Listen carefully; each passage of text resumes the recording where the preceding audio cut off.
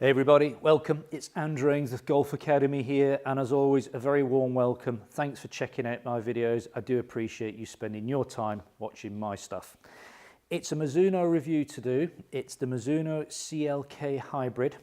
Already done all the reviews on the stunning new MP18 range from Mizuno. If you haven't seen those iron reviews, go and check them out because they are quite fantastic. So we have a brand new hybrid for 2017, the CLK. We've seen the CLK before under this name and it's been really popular.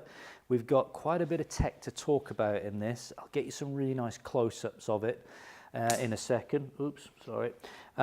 First thing to say, it's adjustable. It's got 8 different settings. This is a 19-degree version that I've got in my hand here.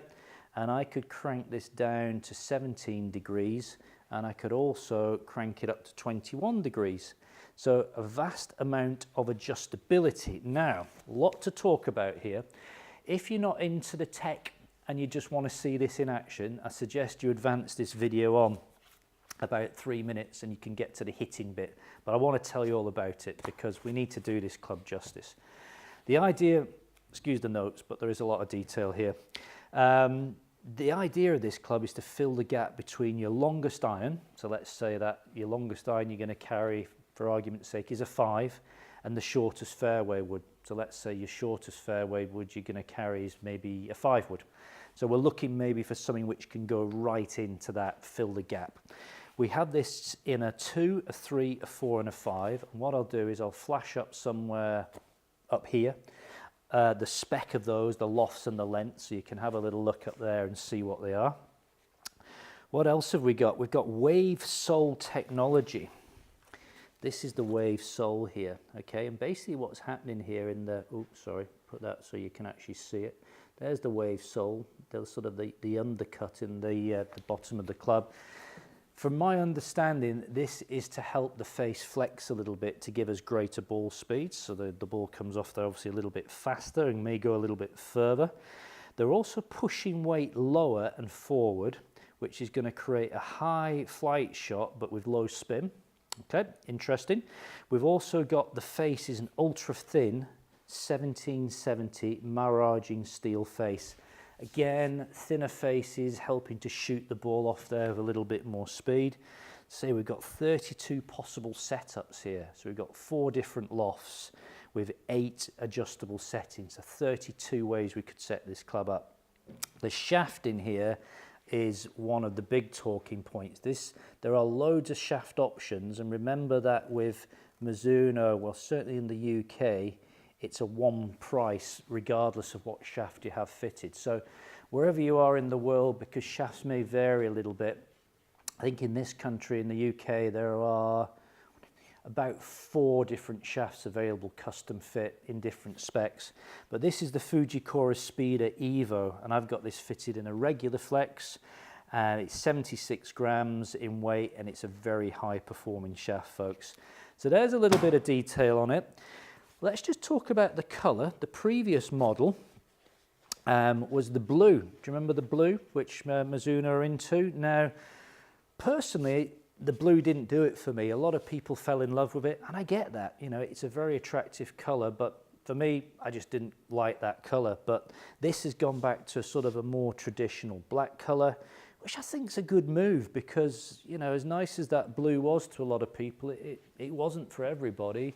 And I know when I was selling that club, some people picked it up and went, oh no, don't like that colour. Or, oh yeah, that colour's fantastic. Whereas this, I think, will appeal to a wider range of golfers. So I think that's a good move on Mizuno's part. We've got sort of a Tour Velvet, I think it's an M31 Mizuno, call it, fitted on here. But again, lots of different options. You can have multi-compounds fitted to it. So enough of me rambling on. Let's get over into the hitting area and see how this CLK Hybrid performs. Come on, let's go and hit some balls. Okay folks, we're over in the hitting area with the Mizuno CLK Hybrid. I've got this set to 19 degrees. I've got the regular shaft in here. I would normally probably hit a stiff, but I've only got a regular at the moment, so we'll make do with this. With the Speeder Evolution HB shaft, 75 grams, as I say, in regular. Let's give it a little hit, and if we get some decent strikes, well, that was one of my warm-up shots, which wasn't bad actually. Let me just get rid of that one for you. I have warmed up properly. I've hit several shots of it, and now I'm just going to go and see what we get. So first thing I would say is it sits behind the ball. It really does, for me, looks great. Let's give it a hit. Okay, not a bad strike for starters. It was a fraction bottomy, but certainly not complaining. I think what we will do is we will bring up the data on that on screen, and hopefully you'll be able to see the data up there. Oof, not bad club speed for me for early on a Tuesday morning. 97.6 miles an hour club speed, got a 209 carry. Predicted run out on GC2 there is 230, so that would depend a little bit on ground conditions, wouldn't it? It was 5 yards left to target. Spin was 3,700 from an 11-degree launch. Now, that was a bit of a bottomy strike. I don't think the camera will pick this up, but the strike was about there. So it was a bit about there. Was a bit bottomy, and I'm actually a very low ball launcher. What comes of growing up on links golf courses, I do hit the ball quite low. So I'm going to go again, and I'm going to try and get a slightly higher launch on this. I'm testing here, by the way, with the Mizuno NPS golf ball, which is a really high performing golf ball.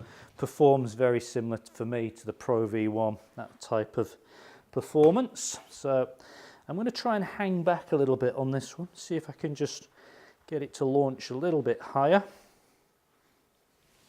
Oh, just turned it over a little bit. Just flipped the hands on it, pulled it quite a long way left. 230 again, 211 carry, but that was definitely missing target left. Let's go one more, shall we?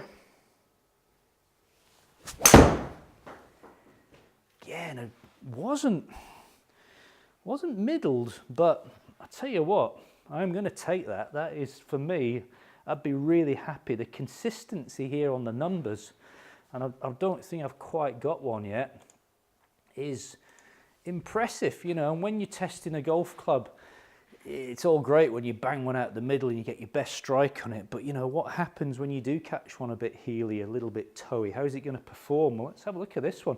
Again, bottom strikes, very low launch, 42.30 on the spin, again 209 carry from, you know, 99 miles an hour club speed and just 1 yard off target. So consistency wise, can't fault this. For me, this is going straight in my bag. I was carrying a Ping G400 hybrid, and I'm about to go and play some golf with my brother. Hi brother, if you're watching. My brother Martin. I'm off to Royal Birkdale Golf Club very shortly, next week or so, where you do need to keep the ball down. So this is going to go in the bag, and I'll probably crank this down maybe to sort of a 17, 18 degree.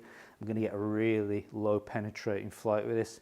So can't wait to get it out on a real golf course like Birkdale and put it through its paces.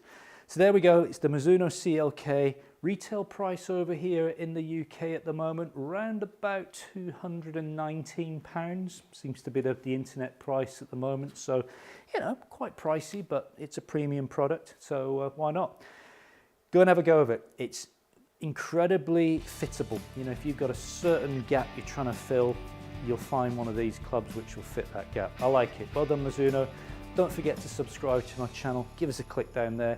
Give us a thumbs up if you like the video, and I'll be back soon. All the best, and bye for now.